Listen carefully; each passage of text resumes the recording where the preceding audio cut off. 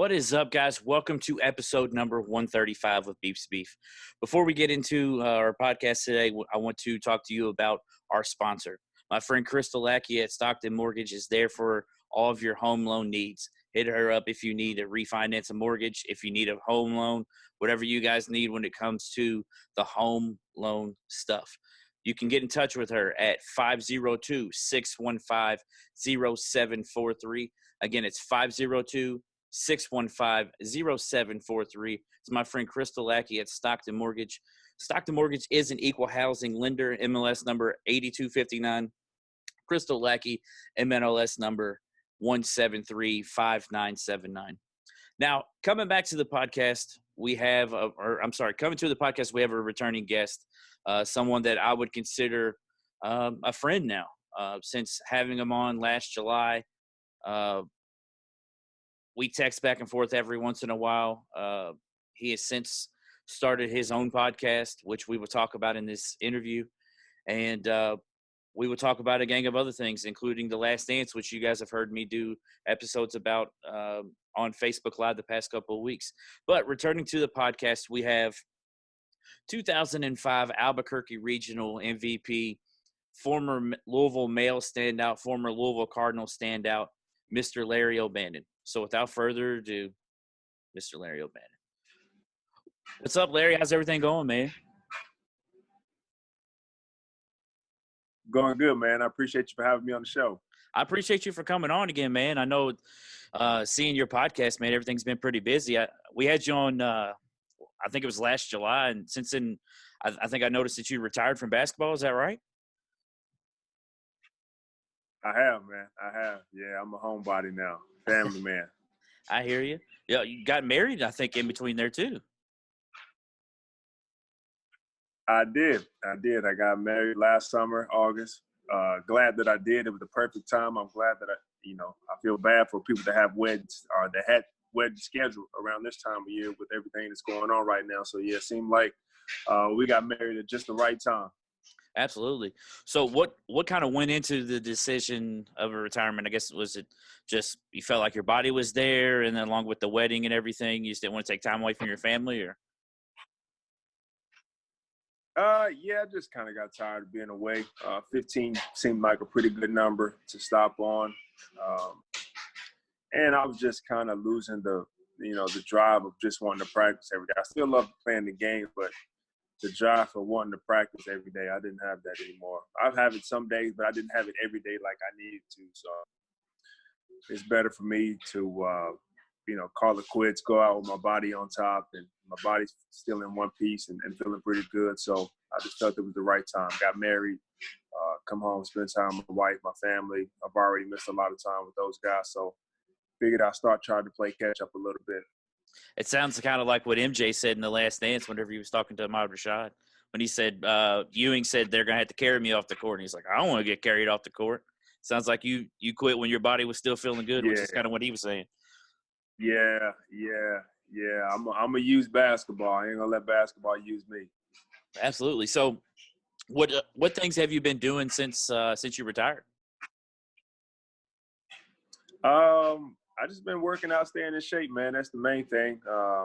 Obviously, I want to get into coaching, but with everything that's going on right now, you don't really know what's going on with, no sports right now. You're not sure when it's going to start back up. Everybody's wanting to start it back up, but we want everybody to be healthy and take the right precautions before we do start up. And so, it's probably trimmed a lot of budgets because of, not really being able to operate at capacity with crowds and things like that. So I'm sure that takes away from a lot of revenue, which has in turn results in a lot of budget cuts. So, you never know what's going to go on with coaching. So we'll see what the future holds. But right now I'm just taking time to spend time with the family. Have you had anybody contact you about coaching? I mean, you don't have to mention any names or anything, because I'm sure you don't want that to. Oh no, I've talked to a few people. I've talked to a few different coaches, but that's all it's been. It's just been kind of small talk, nothing concrete or solid. I got you. So the last time you spoke with us, you were talking about starting a podcast, which not only have you done, but you've had some of the best guests for someone that's starting a podcast that, at least in my opinion, I mean, you had Dare Griffith, Wade Houston, Samaki Walker. Today you had Will Perdue, or I guess it was yesterday you had Will Perdue. You released it today, and then you had my favorite player of all time, DeJuan Wheat, which I think you mentioned that he was your favorite player of all time. Yeah, he was definitely somebody that I looked up to coming up. He was my favorite card right around the time where I really started to take basketball serious and really started to take note of the basketball game. He was somebody that I just really looked up to, and he was somebody that I used to just watch and I wanted to emulate whenever I went out and played basketball. I didn't quite get the handle that he did, but he always had a sweet jump shot. So I was able to sort of match that part of his game. So which one of your guests were you most excited to interview? Like, were you nervous to interview, I guess you could say? Most excited, then we'll say most nervous. If you were I wasn't nervous to interview anybody. Yeah, I wasn't nervous to interview anybody. Probably the most excited for DeJuan Wheat because, always – it's funny, man, because people ask me, like, because I meet a lot of different celebrities, all the time. And, you meet NBA players, you meet actors, you meet actresses, you meet entertainers. And, I always just shake the hand, nod, and keep it moving. But it's something about the people that you grew up watching that just, you get excited about. So, like, you meet LeBron James, you shake him, nice to meet you, man. Great job, love everything that you do. But, you meet a DeJuan Wheat or you meet a Peter Warrick, and these are guys, or Charlie Ward, these are guys that I looked up to when I was younger. And, like, I still get excited like a kid sitting down and just having an opportunity to talk to these people. So DeJuan Wheat was probably the guy that I was most excited to talk to. And even though he's a really good friend of mine, but I still just get excited just to talk to him. Peter Warrick is a name that I have not heard in a long time. That dude was a baller, though. Yeah. That is. So Peter Warrick. I'm a big time Florida State fan. I'm a Florida State football fan. Nice. So I put it out and that you were going to be on today, and asked if anybody want to ask some questions. I had a couple fan questions, if you don't mind answering them. So one of them came from Twitter. Shoot. And they said, "What are your top 5 current favorite bourbons?" My top 5 current favorite bourbons. Ooh, I'm gonna go Weller's AR 107, Antique 107. Excuse me, Weller's Antique 107-1. I'm gonna probably say Stag Junior Batch 12-2. I'm gonna go Willet's Family Estate, Blanton's Gold, and I'm gonna go Whooper Reserve Double Oak. Blanton's Gold. Gold. I got a couple. That's a tough one to get. That Blanton's Gold. That's tough. Blanton. Yeah. I haven't been able to get my hands on it yet. But I was a part of some guys that I had on my podcast, and they put me through a blind tasting, and so they allowed me to have a blind tasting of some, man, and it was really nice. Really nice. So the other one, it says, "Can you explain the feeling/experience of your big senior night game?" Like what you're nah, man, you can't really put it into words, man. You can't really put it into words. I was so happy. I was so excited. But the crazy part about it is that I was nervous to show my excitement, man. Because Coach Pitino was always on me about, being stoic. And so, like, I was really happy, but, like, I had to keep this game face on, man, because he probably would have yelled at me if I got excited and start cheering or pointing to the crowd or something. So I had to stay stoic the whole time. And they asked the same thing about the WVU comeback. I'm guessing you're probably going to say the same thing. It's tough to really put that into words. Man, you know what? Between those two games, it's tough. I would always have to say senior night because it was in front of the home crowd. But the West Virginia game was great, man. I think at the time I was so locked in, man. I really didn't even understand the situation on the magnitude at that time. I knew it was either win or go home, but yeah, man, you're so dialed in and focused on a mission, man. It's like, you don't even have time to really think about nothing else. And then once a little bit of time passes, you kind of realize how special it was, man. So it's just a great feeling, man, when you sit back and think about it and the effect that it's had on people and people still remember it, man. So makes you appreciative. And where would you say those two games rank on your all-time favorite games you played in? My all-time favorite games, I'd probably say they're right there at 1 and 2. And it's funny because I just saw a game. Well, I didn't actually see the game. Somebody tagged me in a game where my freshman year, I hit a buzzer beater to beat Charlotte. I remember that. And that ranks up there. That was one of my favorite games. Probably my senior year, beating Cincinnati in Cincinnati. That's one of my favorites.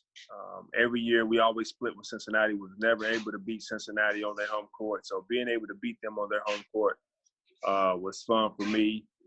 And probably the other one,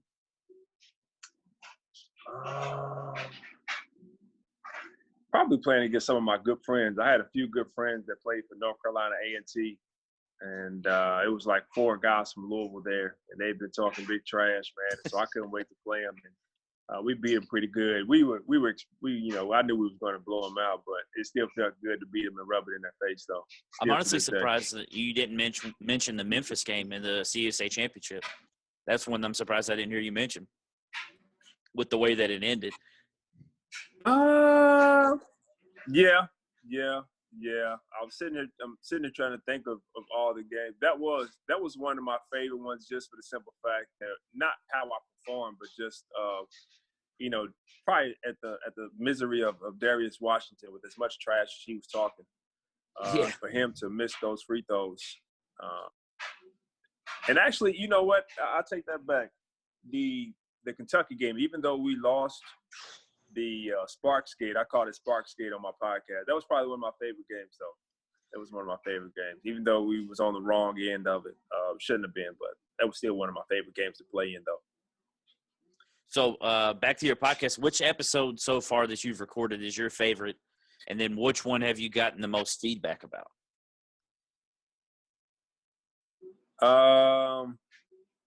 I'd probably say Griff was probably my favorite one.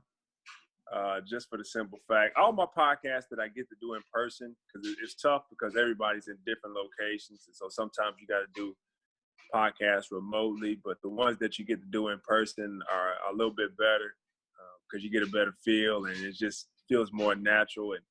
And Griff was just entertaining, man, just a naturally funny guy. We were sitting in his restaurant and it was nice, man. He, had a lot of jokes. He had a lot of great stories and memories. The stories he told that nobody had heard before. So, yeah, and so that was probably my favorite one, getting to talk to Griff.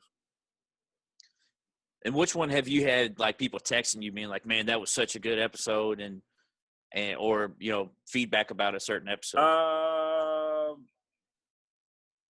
Probably the Wade Houston one. It's probably the one I get the most feedback about. People always love the hometown guys. Dewan Wheat, Daryl Griffith, they like Derek Anderson. But probably Coach Wade Houston was probably the best one. That was probably the most fulfilling one for me, one that I really wish that I could have done in person, just to sit and talk to him. And, I didn't want to keep him long, but he's one of those people where I just wish I didn't put myself on a time limit. I just wish I could have talked to him for 3 or 4 hours. But I know he's a busy man, but, it's one that, was probably most fulfilling inside. I know that growing up, that's a guy my dad talked about a lot. My dad graduated from Mayo back in '68, so you were always one of the guys he talked about because, like, when I was coming up, because you were a Mayo guy. He took us to see Michael Bush play whenever he was a sophomore in high school. So Chris Redmond, but he always talked about those older guys, the Daryl Griffiths, all those guys that came around that time of Wade Houston, and. It's awesome to see not only you starting a podcast, but you getting guys like that, and just, I don't know, because I like to share that with my dad, and sometimes we'll listen together on some things that I'll show him with that, and it's pretty cool that something that you're doing kind of brings me and my dad closer together too, because it's awesome to hear. Dope, man. That's a great feeling. And, that's why you do it, man. It's great to have a sponsor or to get great views, but I do it just because it's something that I enjoy. And when I stop having the joy of doing it, I won't do it. But I enjoy doing it, just sitting down and talking and listening to the stories. That's why I do it. So I asked you just now, what's your top 5 favorite bourbons? Have you found a new one in the recent past that has become one of your favorites? Probably the Stag Junior's been my most recent one that's jumped up. I discovered that probably about a month and a half ago. I think it was like late March. It was my first time trying it, and man, loved it right from the sip. Jumped up right into like my top 1 or 2, man. And nice. I was on that for a while, and I was actually able to find a bottle not too far from my house, man, at a local store. So Stag Junior, man, is probably one of my favorites, man. Mitchell Sour Mash is one of my favorites too. I didn't even throw that in my top 5, but that's one of my go-tos. I'm sure it's hard to bottle it up to 5, no pun intended there, to bottle it up to 5 of them and say, yeah, these are my 5 favorite. But yeah, it's tough. That's tough. So did you I'm get on to the lookout for Old Ezra 7 now, though? I've seen that in a few different people, so I'm on the lookout for that. I want to try that. Nice. So did you get to make it home for any games this year? Any Louisville games? I did. I was home for the reunion when we came and played North Carolina. I was there when we played that game. That's right. Yeah, and I believe I was home for the reunion game, and I believe I was home for the Kentucky game. Did we play Kentucky at home this year? No, we play them at home next year. We played them in Lexington this year. Yeah, I can't remember. It may have been Virginia. Virginia or one of the home games I came to. The Virginia game was the one that we got up real big, and it was probably the loudest that place has been in a couple of years.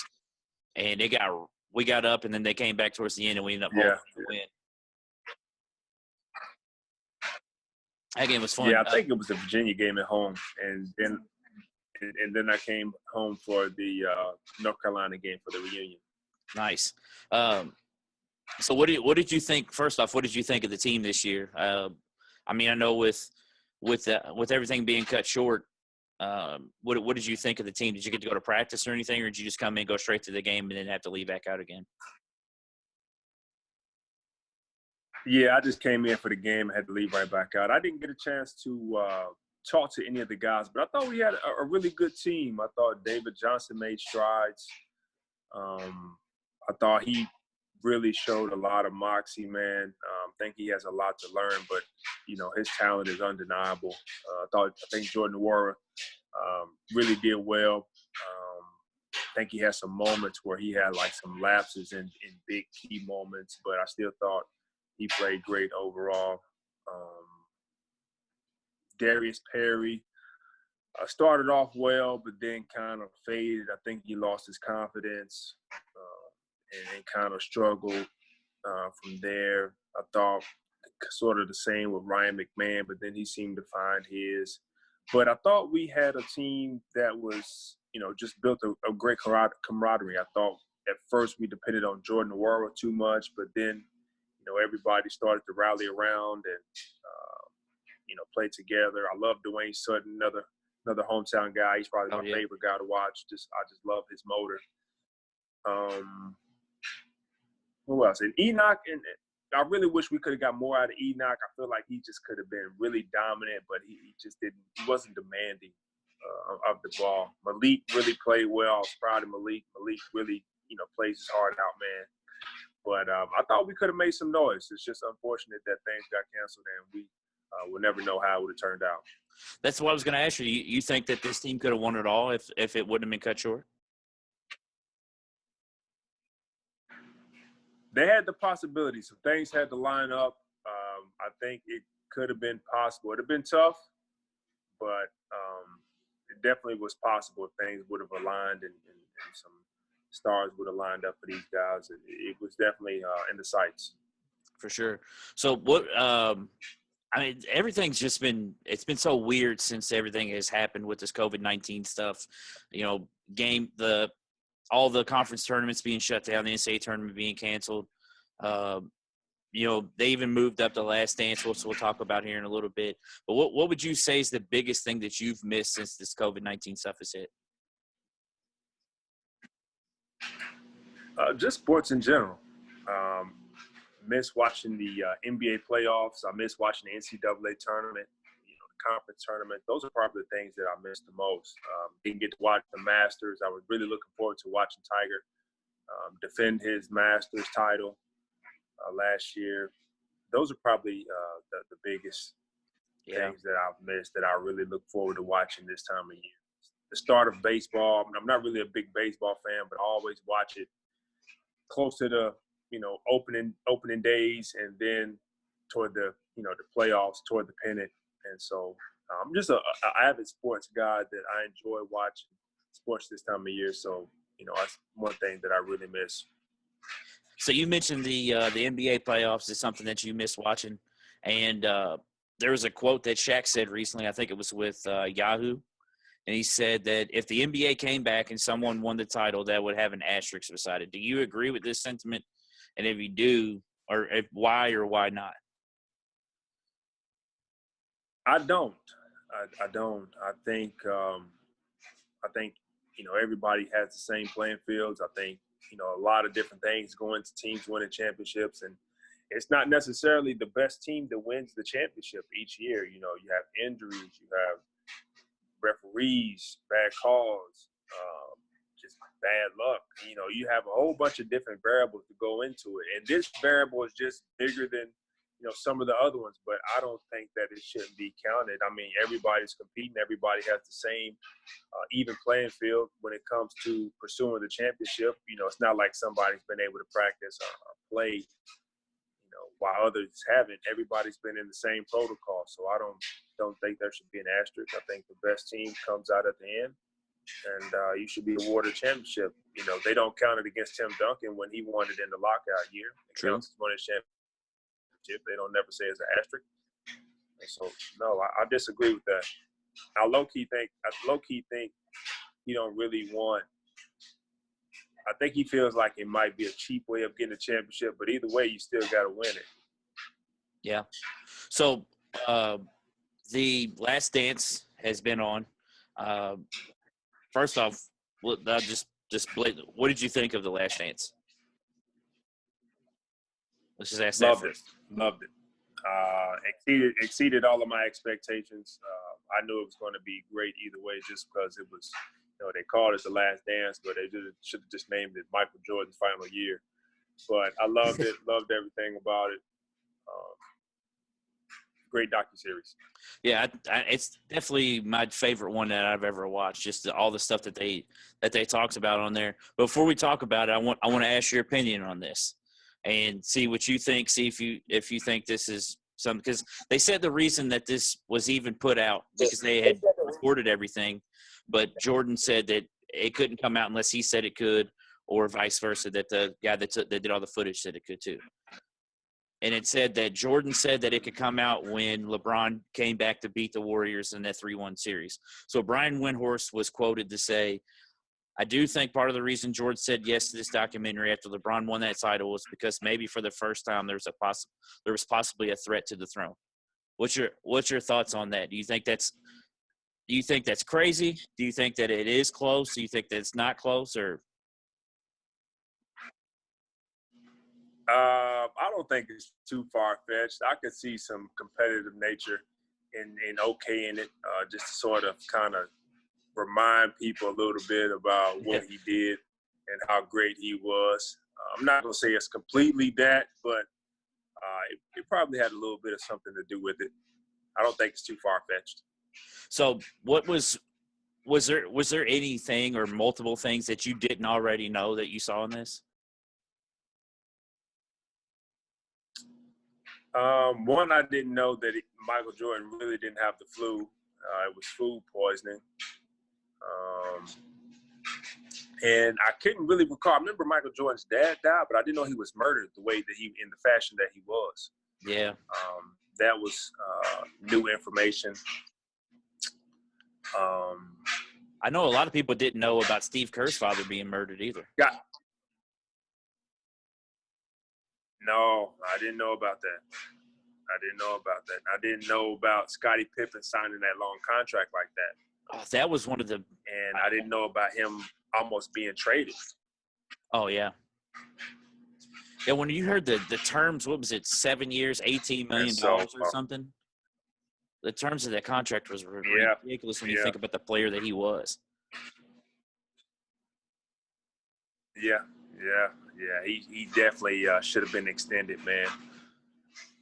So every Monday after the last dance, other little gems.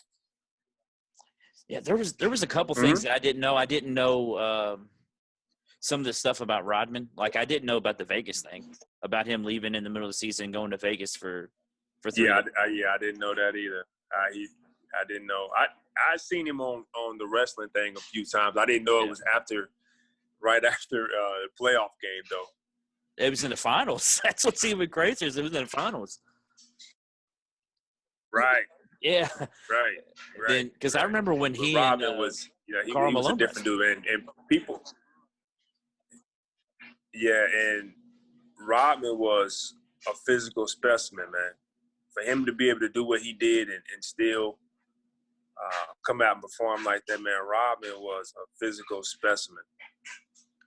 I just hear it because you always knew that there was partying and stuff behind the scenes with Dennis Rodman, but like you didn't really know that he was doing that much until his 30 for 30 came out, and then some even more with this stuff on The Last Dance, and he really is a physical specimen, and like I already thought he was underrated, but then whenever you hear all the stuff that he's doing and still performs the way that he did, it's seriously mind-boggling that he could do that.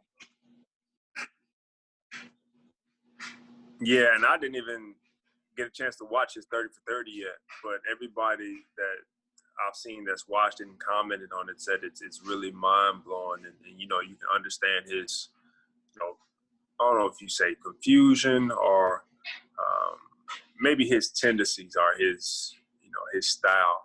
It becomes more understandable, but no, I haven't got a chance to watch it yet. It's 30 for 30.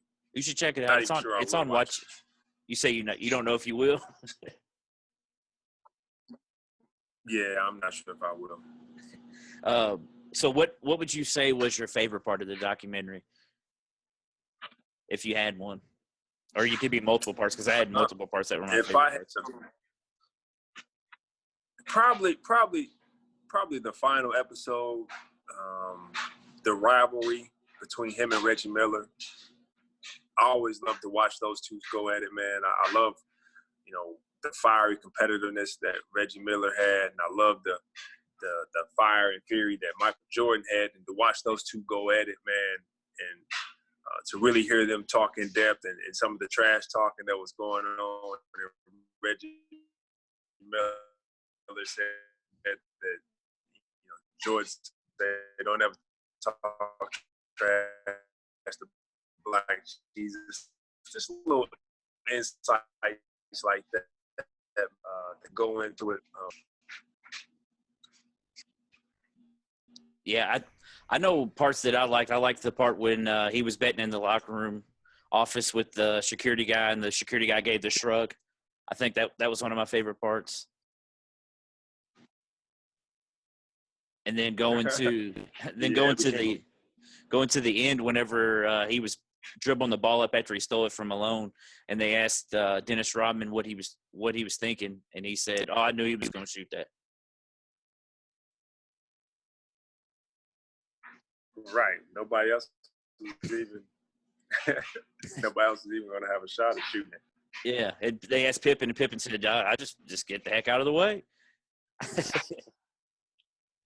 So we're getting to the end, and just like the segment on your podcast, we got some rapid fire questions for you. I'm gonna ask you the questions. Just say the first thing that comes to your head, and we'll see what you say. So, first question: what's your biggest pet peeve? All right. My biggest bet is insult my intelligence. I'm right there with you. Favorite / best game you've ever played in? Favorite, I'm sorry? Favorite / best game you've ever played in? Favorite / best game I've ever played in? Probably winning the seventh. Well, actually, it wasn't even semifinals. My junior year of high school, we beat the Ballard Bruins in the semifinals. Man, they were a nationally ranked team. They just won the state championship, had everybody coming back basically, and they were the overwhelming favorite to win the state title. And we beat them in the semifinals of the 7th region in front of a sold-out, way beyond capacity crowd at Fern Creek High School. Wow, that was Brandon Bender. Is that when he was there? Yep, Adam Childs. Yeah. Wow. Okay, you can eat dinner with 3 people. Who would it be? Alive? Did they have to be alive? No, it can be alive or dead or whatever.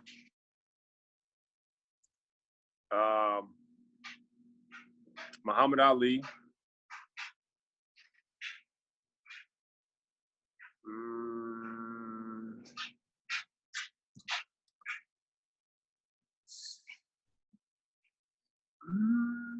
Martin Luther King.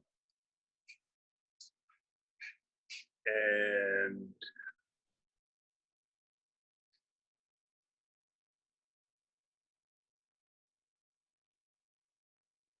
probably Tiger Woods. Nice. I'm surprised to hear that one over MJ, with you being a basketball guy.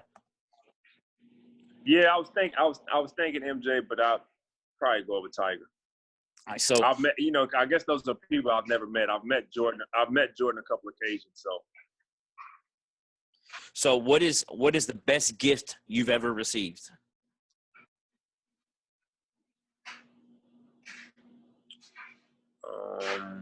Best gift I've ever received: a car. My parents. Oh, dang. Okay, if you could have one superpower, what would it be?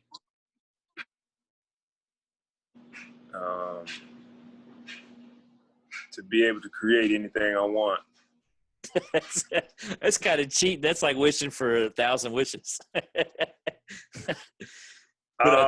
I'll take it though. I'd probably say to be probably to be able to fly. That would be awesome, because you would never have to worry about traffic. You just be wherever you wanted to be. Just fly there. All right, who would you say is your favorite superhero? Favorite superhero? Probably Batman. Not really big into superheroes, but I'd probably say Batman. I'm right there with you, man. I'm not really that big into it either, but I know a lot of people are huge into it. If I had to pick one, I'd probably say Hulk. I always liked the Incredible Hulk. Oh, okay. Gotcha. So I think I know the answer to this one, because I'm pretty sure you told this story on your podcast. But did you or do you have a celebrity? Okay. Do I have a celebrity crush? Or did you have a celebrity crush? Because I feel like you answered this in your very first episode with Kerry Rhodes. Celebrity crush?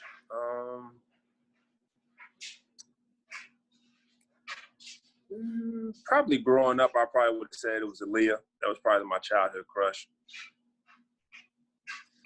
See, I honestly would have thought you'd say Halle Berry, because I remember the story you told on the episode with Kerry Rhodes about getting to meet Halle Berry. Yeah.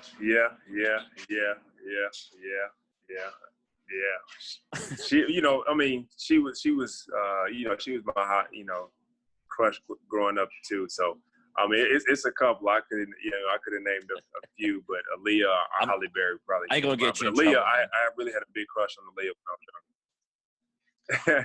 My wife was cool, man. But Aaliyah was probably my big crush when I was younger. All right, so what would you say is your favorite food? I guess we'll go meal. Your favorite meal? My favorite meal, Mm-hmm. I would probably say probably fried fish and okra. Okay. And then fruits or veggies? Which one would you rather have? Fruits. Fruits. And then the last question, you can make a rule for one day and everyone has to follow it. What would it be?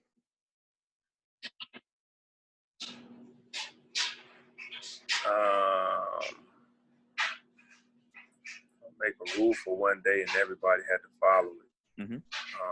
Do the right thing. That's a good one. Actually, I do have another question I just thought of because I just saw this and I'm going to pull it from your podcast. So you got to start one, you got to bench one, you got to cut one. Michael Jordan, LeBron James, Kobe Bryant. I'm a friend. Well, I'm gonna say franchise. I'll start Michael Jordan. I'm a sign LeBron. I'm a waive Kobe. I'm a keep LeBron, and I'm a bench Kobe. I would just switch the first two, but yeah, we agree with who we would keep. So I got one more thing to talk to you about because it's not as easy. It's not as easy as I make it sound, but that's what I would go with though. Yeah. So on the last episode, we asked you because I got a lot of crap for this, so I got to talk to you about it now. So the last episode, we asked you what was your favorite pizza place in Louisville, and you said Wix. I got a lot of crap for not saying anything to you because I'm not the biggest fan of Wix. But I was like, man, I didn't really know him. Yeah, so either when everything's over with, man, I got to take you around to some places and show you some places so you can get a different answer because I definitely feel like there's some better places than Wix. The other stuff like the Chicken King, I agreed with you on that. The chicken wings are definitely better. But we got to get together and get some pizza because I can show you some places. I like Burnos too though. Burnos has a good pizza. Burnos and Impellizzari's has a good pizza. Yeah. I've been to Spinelli's a few times on the late night. Those are local. I try to support the locals on the pizza. Mellow Mushroom really has a good pizza. A little expensive, but it's really good. Diorio's is a good one that's down on Barstown, on Baxter or Barstown Road. That's a solid one. And then there's a one that's in Millwood. What's the name of it? Diorio's. There's actually two of them. There's one in St. Matthews, and there's one. I haven't heard that one. There's one on Barstown Road, and there's one in St. Matthews. It's called Diorio's. And there's another one called Danny Mac's. It's at Millwood Art Center. That's the one you should check out as well. They have some breadsticks there called crack sticks, and they are exactly what they call them. They're crack sticks. Oh, okay. Man, it's been a while. Yeah, I got to try it out. I'll definitely remember that. Diorio's at the Millwood Art Center. I'll definitely try that. Diorio's is on Barstown. Danny Mac's is at Millwood Art Center. Diorio. Yeah. Danny Mac's. Okay. But man, I have to try those out. I appreciate they must be a sponsor, man. You plugging them, man. Oh man, I'm one of those guys, man, that if a place treats me well, I'm a plug them. You know what I mean? And it's the exact opposite way too. If some place does me to where I think they're doing me, because I mean every place is going to have a bad day sometimes. So I'm not going to just drag a place down or anything like that. But if I feel like a place is like actually terrible, then I'll tell people. But on the flip side, I'm always going to tell people when it's good. Diorio's has been solid every time I've eaten there. Danny Mac's has been great every time I've eaten there. So yeah, I mean, I just. Well, let me ask you this before we get off here. What's your favorite bourbon, or what's your go-to bourbon? Favorite bourbon, Blade and Bow. Blade and Bow is my favorite. The smoothness of it, the minty. Blade and Bow. Taste. Okay, yeah, I'll try that. I like Blade and Bow, and Blade and Bow is pretty solid. Right there with is probably Midwinter's Night's Dram. Those two are my two favorites. Which one?